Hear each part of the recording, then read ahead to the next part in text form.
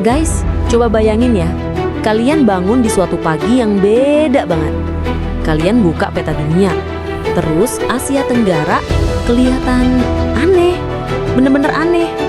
Garis-garis batas negara yang biasanya bikin kita pusing, tiba-tiba hilang. Nama-nama negara yang dari SD udah kita hafal.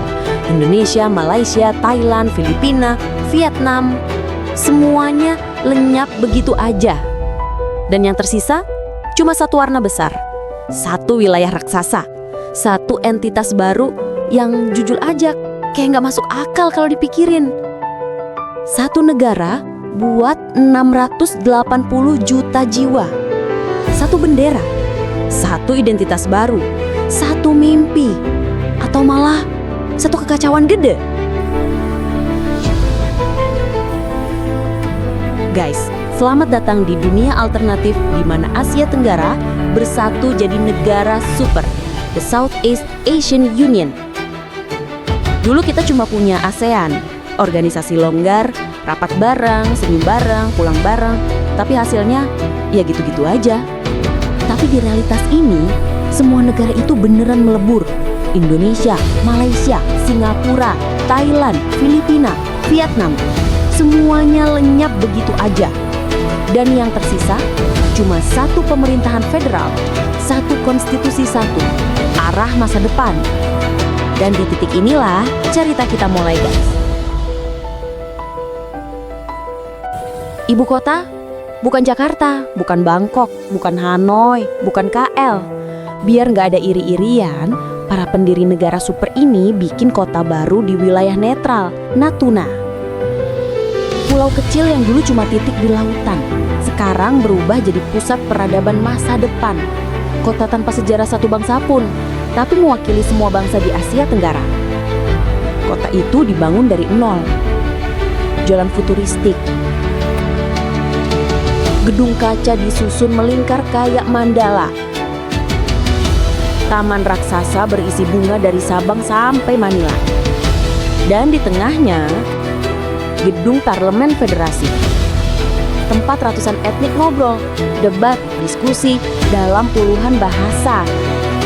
Tapi semuanya menuju satu tujuan.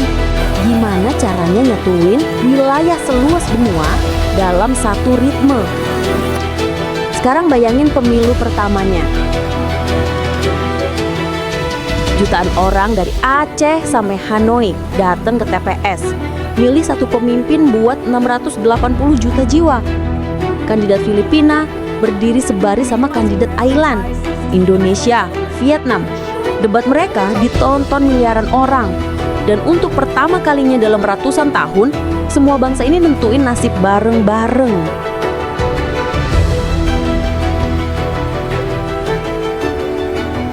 Dan saat mereka bersatu, dunia langsung terkejut, guys. Negara ini otomatis berubah jadi kekuatan ekonomi baru. Gabungan teknologi Singapura, manufaktur Vietnam, turisme Thailand, SDA Indonesia, energi Malaysia, lautan Filipina.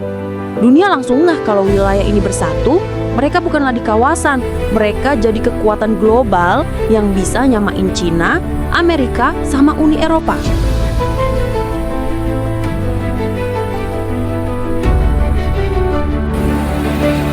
Kereta cepat dari Hanoi ke Jakarta.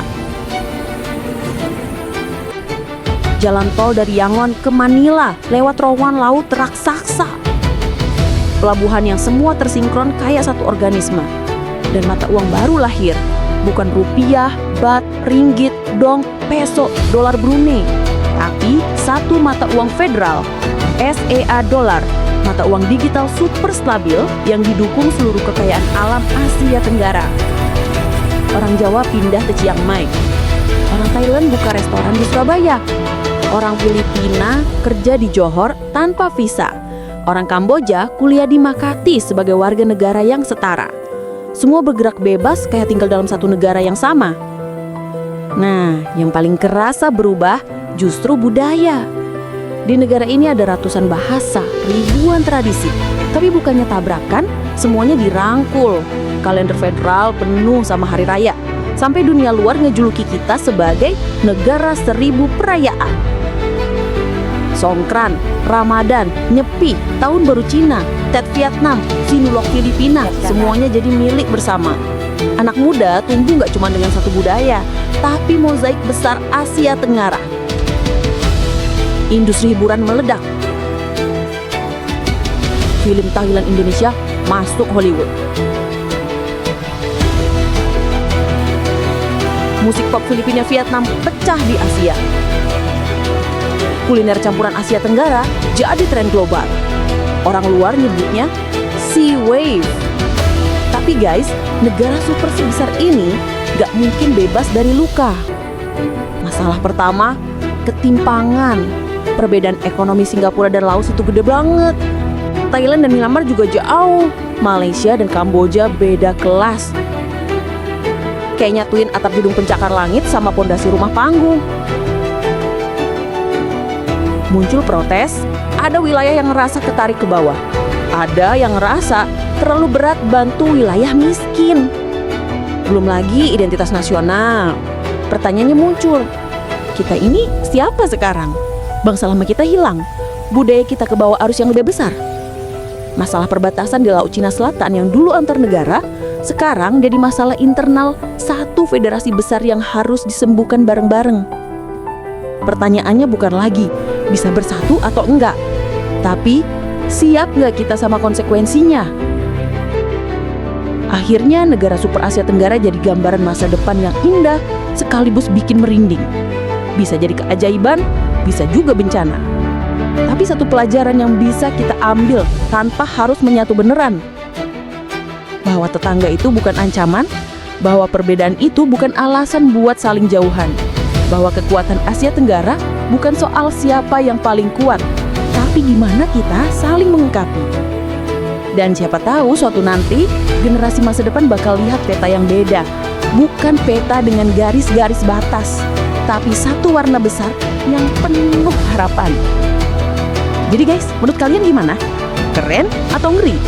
Mimpi yang bisa diperjuangkan atau ilusi berbahaya? Tulis berpendapat kalian di komentar ya, karena diskusi kita lah yang bikin topik ini hidup. Dan jangan lupa subscribe, karena di Visual Mind ID kita bakal terus ngelewatin batas realitas. Sampai jumpa di petualangan berikutnya guys.